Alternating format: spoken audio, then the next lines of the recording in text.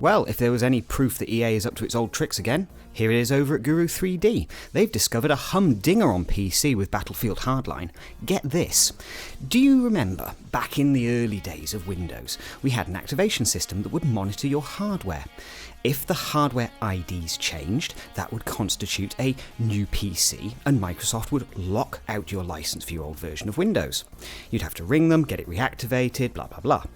Anyway, what does that have to do with EA and Battlefield Hardline?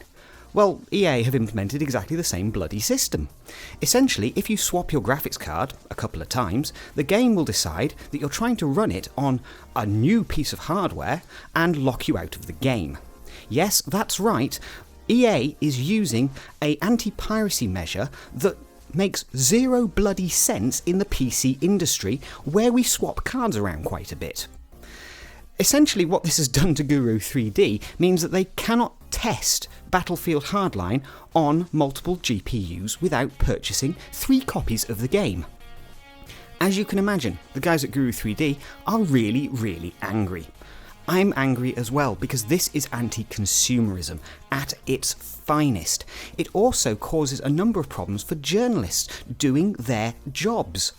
Essentially, what EA is saying here is, hey journalists, we know you like to test all of the latest games on the latest GPUs, but we're now going to penalise you. We actually think you should hand over $200 if you want to do that with our game.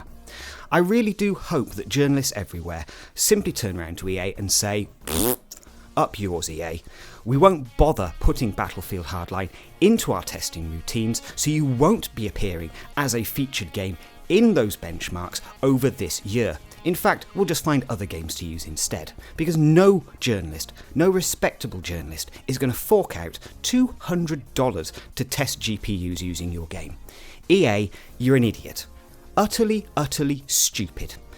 Anyway, Battlefield Hardline's crap anyway, so it's not like anyone should really be bothering to spend money on the game. It's an expansion pack for Battlefield. In fact, it's not even an expansion pack because it doesn't even deserve the Battlefield moniker.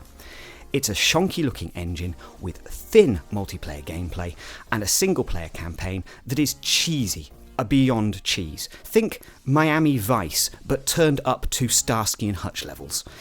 Junk. Utter tripe.